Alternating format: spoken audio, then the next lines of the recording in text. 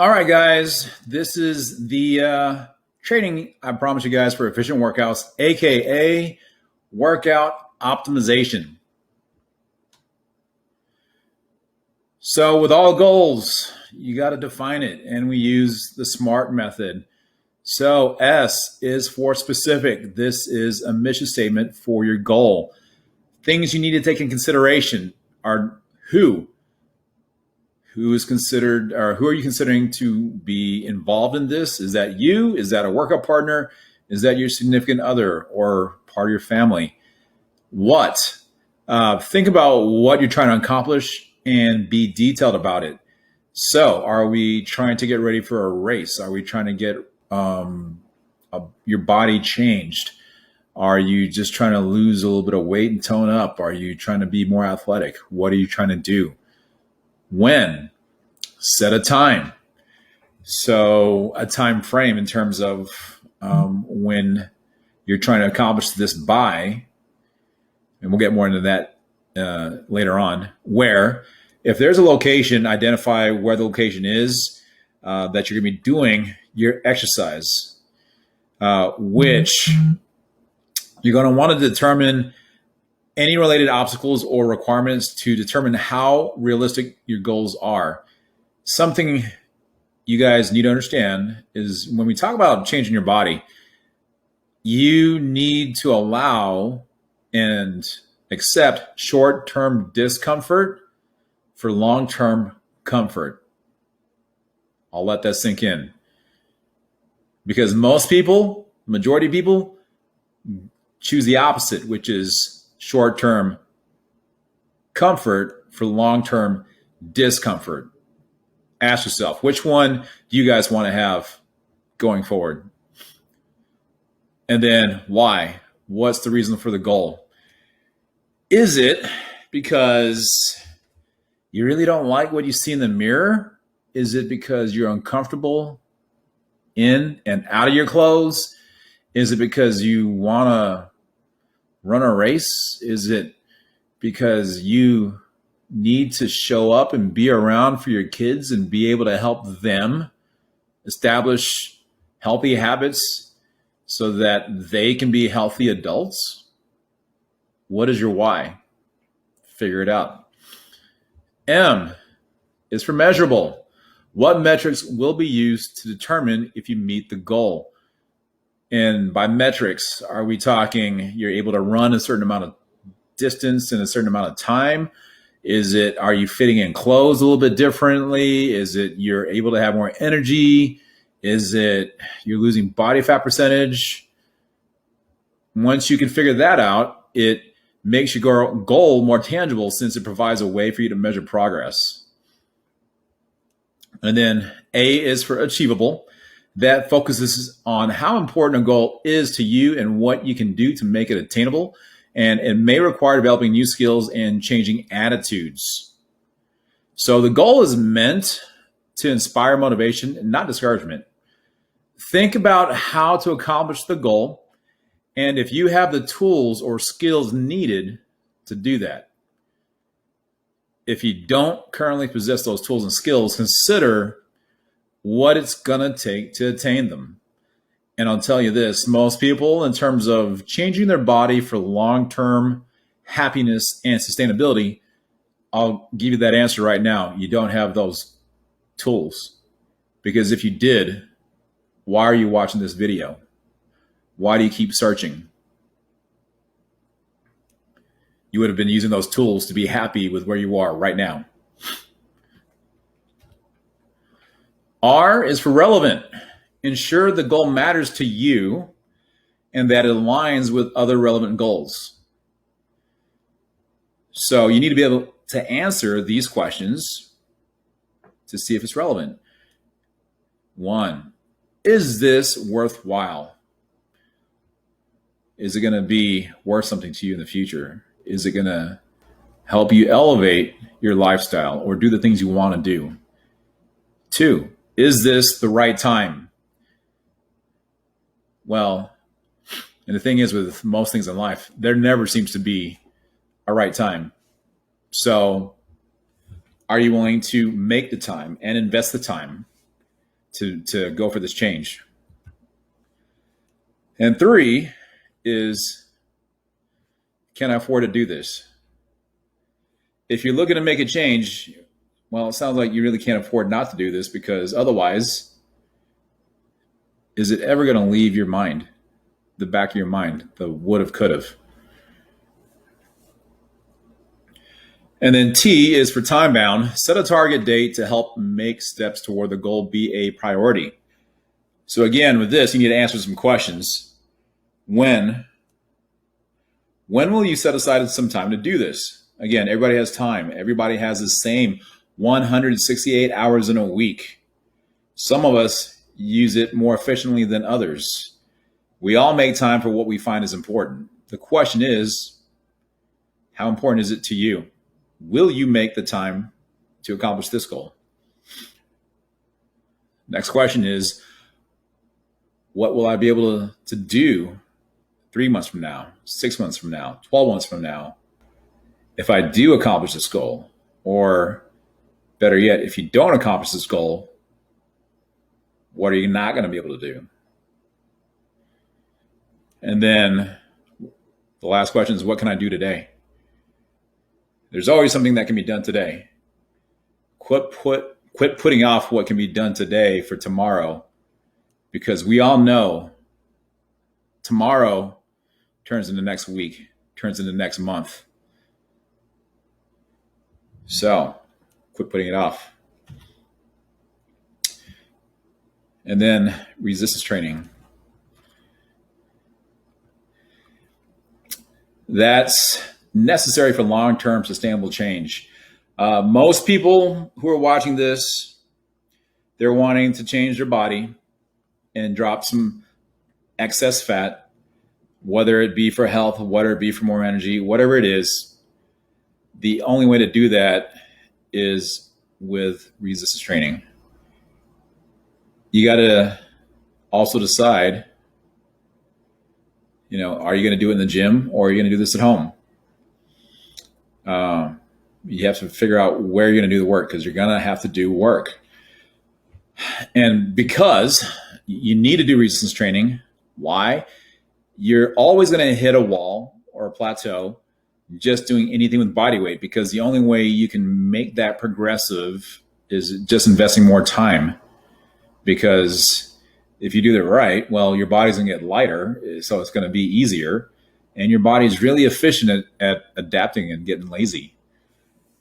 And the second most important thing for resistance training, which should be number 1, is learn how to execute like a boss.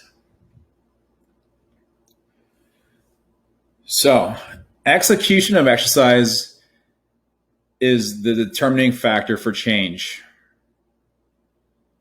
And that's combined with intensity. So the building block of resistance training is the one repetition of a particular exercise. And one of the biggest things you guys got to realize is that execution and intensity, they have an inverse relationship with 99.9% of the population, a huge majority.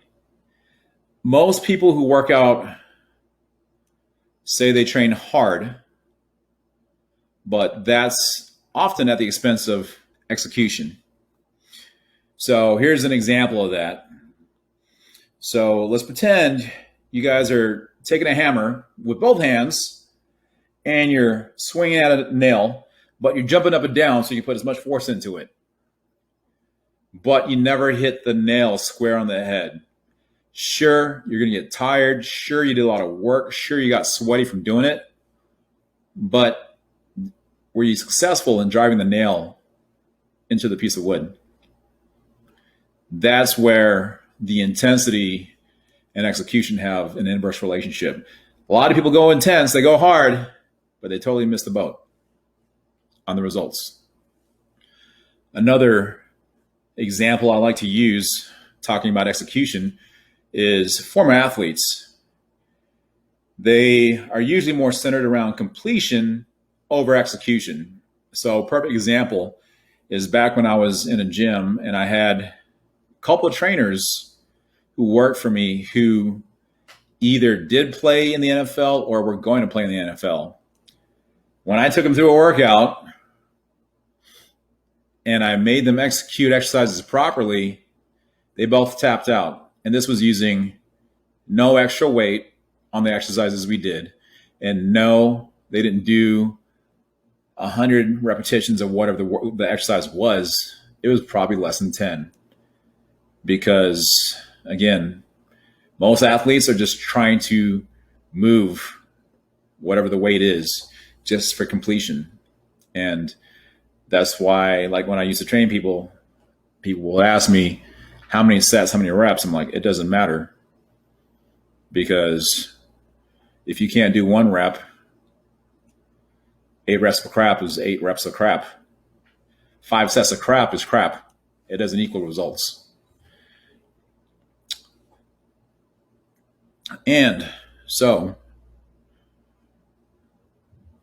your ability to execute each repetition determines the effectiveness of your workout.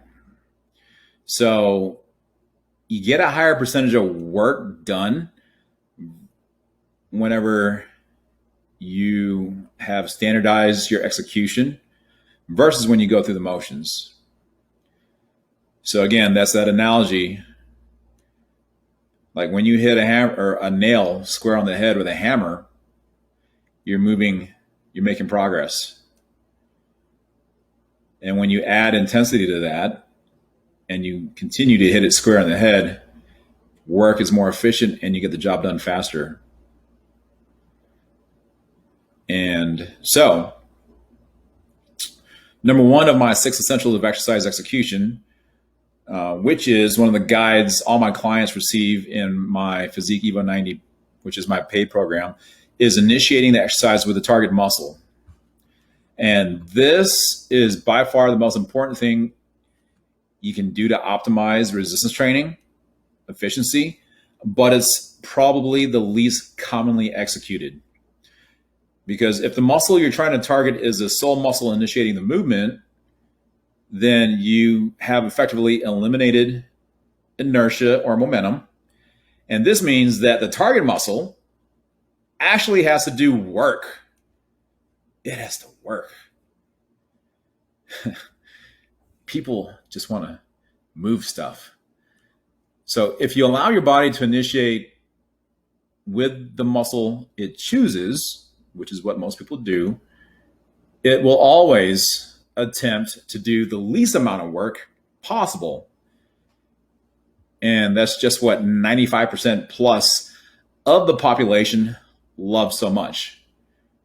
And inertia and momentum, that's what takes over when you do that. So understand that your body is designed to make things easy and is to use the path of least resistance. And when given the choice, your body will place tension into as many muscles as possible, evenly distributing the load and placing most of the tension through the strongest body parts. So strengths get stronger, weaknesses remain weak. And the gradient between the two gets even bigger. And that leads to imbalances and injuries. Sore joints? Anybody have sore joints? That's why. So over time, execution should get better, but we're all humans, and it's possible to not be executing as optimally 100% of the time. And then number 2 of my 6 essentials of exercise execution is maintaining continuous tempo. Because we have all been guilty of doing a bench press or squat and pushing for a few seconds, or not pushing, pausing for a few seconds at the top of the rep. And it seems natural and almost necessary. And that's what our body trying to make it easy and take the easy way out and rest. Now, remember, your body was designed for efficiency so that you never run out of stored energy. From an evolutionary standpoint, you always need to have reserves so that in case you needed to run away from a predator, your body had ample energy. And simply put, your body was designed to make you lazy. So exercise is no different. As you start to fatigue, your brain and endocrine system are set up to give you signals that stopping now might be a good idea. You're still able to continue, but your body would definitely prefer if you didn't. It must be your primary focus to overcome these natural tendencies and to create habits of exercise success. So that's just 2 of my 6 essentials of exercise execution my clients in Physique Evo 90 get. Apply just those 2 on your next workout and see how much more work you do and how much less you lift if you truly apply those principles for every repetition. My Physique Evo 90 clients also get a comprehensive exercise library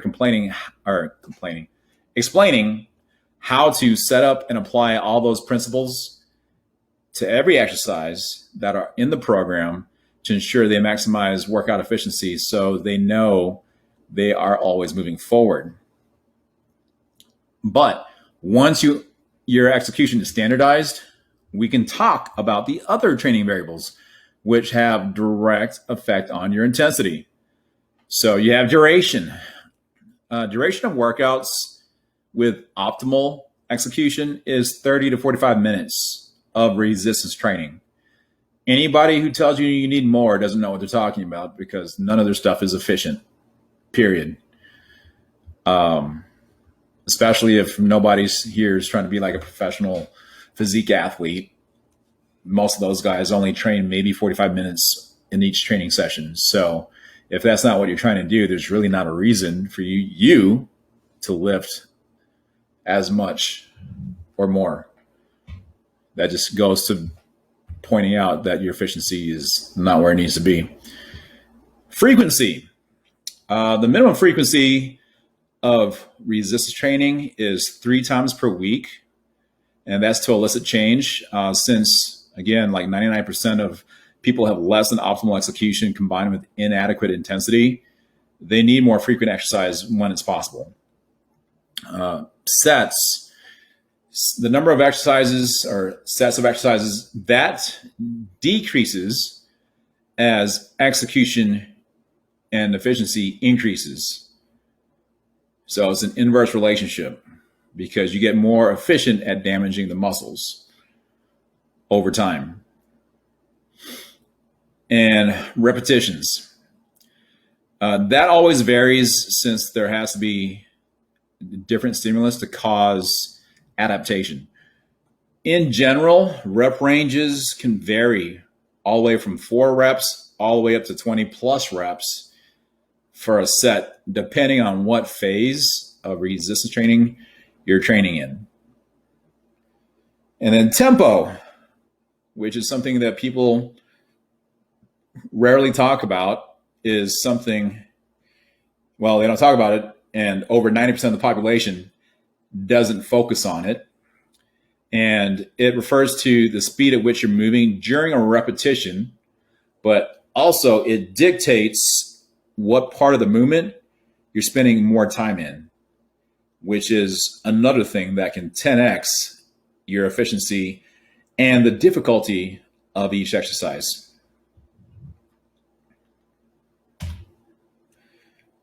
So cardio workouts. Cardio is defined, you can Google it, any vigorous activity that increases heart rate and respiration and raises oxygen and blood flow through the body while using large muscle groups of the body repetitively and rhythmically. So when you follow my 6 essentials of exercise execution for resistance training, you get all the cardiovascular benefits. Therefore, cardio is not necessary for fat loss and cardiovascular benefits. Cardio is only necessary for body transformation when 2 things are true. 1, you cannot control what you put in your mouth. 2, you suck at exercise execution. And then I have video trainings talking about the differences and applications of different types of cardio in my free Facebook group. So, in closing, I guarantee the information I gave you will move you toward more efficient workouts if applied consistently. This is a taste of the information I give all my paying clients in my Physique Evo 90 program. And if you're ready to max out the efficiency of your workouts and start changing your lives long term, then contact me. Hopefully you guys got some benefit from this. Feel free to ask any other questions you have of me in my group. And thanks for watching, guys.